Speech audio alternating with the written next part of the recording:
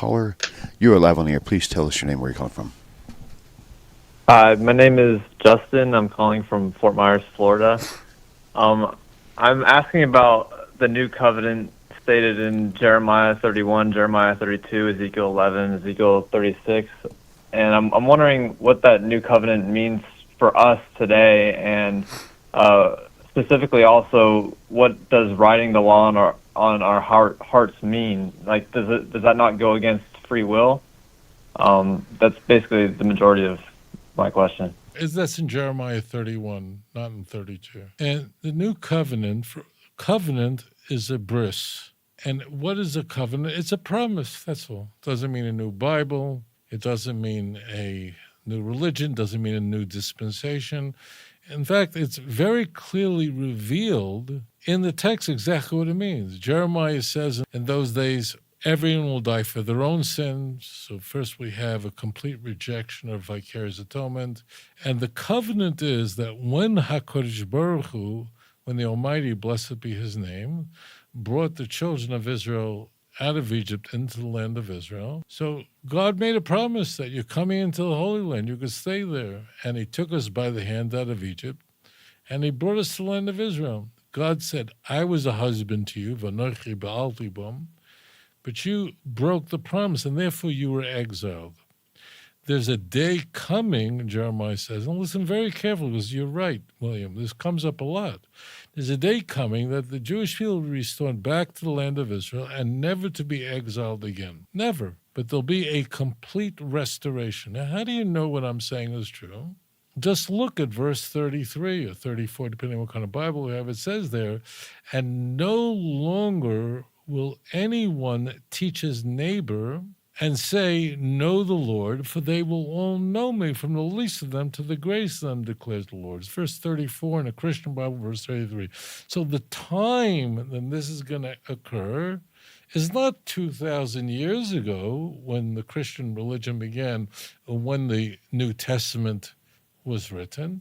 It had nothing to do with that. Now, the book of Hebrews, chapter 8, is going to make that case in the last 6 verses of that chapter, but it's all sheker v'chazav. It's completely untrue.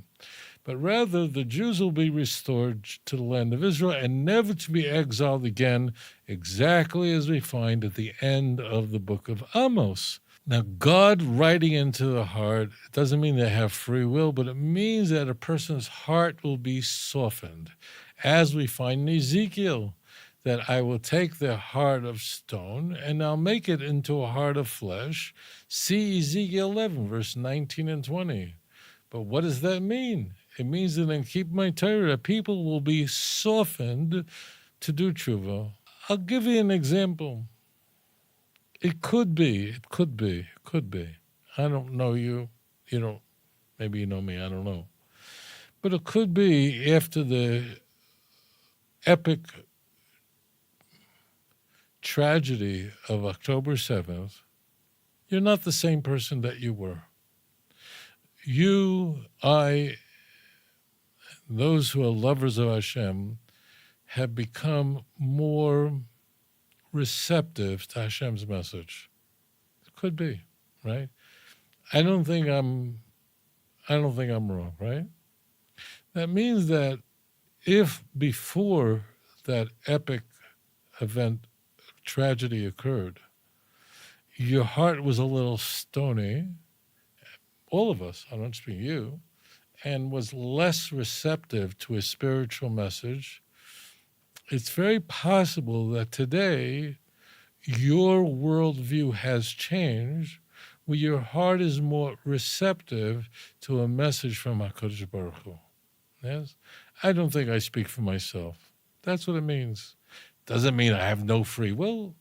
If you want to know if there's free will or no free will, believe me, there are plenty of people whose heart is still heart of stone, for sure. But Hashem gave people after such trauma, and I'm taking something very extreme, but also very recent, that's in the news now for very good reason. And it doesn't mean that we lost our free will. It just means that our outlook has changed and we're more receptive. How do you test what I'm saying? Like, how do you know? So listen up, sweet kindlech, children of the Most High, my dear brothers and sisters. Continue reading Jeremiah 31.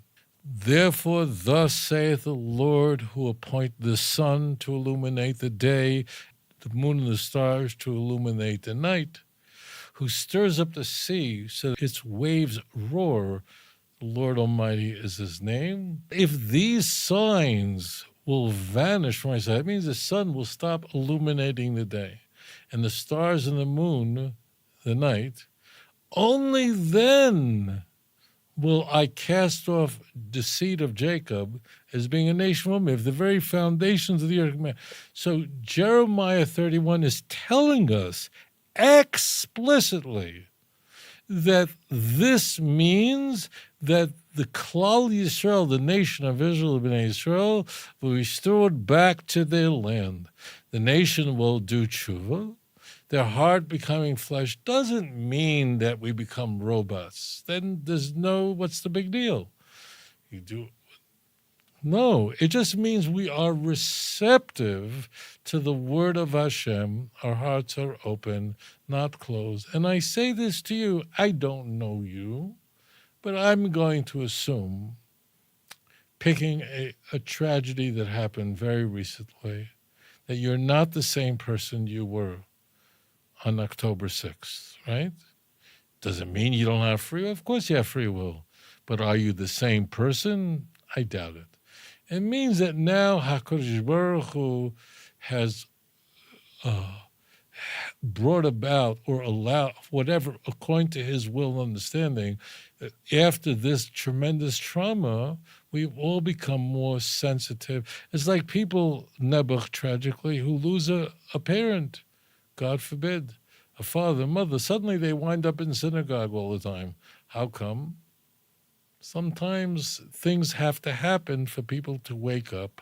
That's all it means, that this tremendous trauma, this trauma is spoken about openly in Zechariah chapter 12, where there'll be a great mourning. I don't think I need to explain this to you. That's what Jeremiah 31 is about.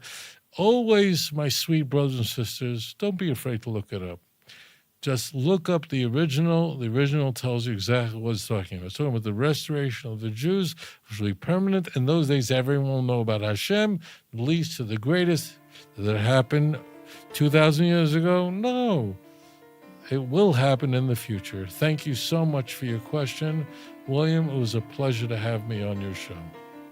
If you enjoyed this program, please like and subscribe. Adon Olam אשר מלך בטרם כל יציר נברא לעת נעשה בחפצו כל אזי מלך שמו נקרא ואחרי ככלות הכל לבדו ימלוך נורא והוא היה והוא עובד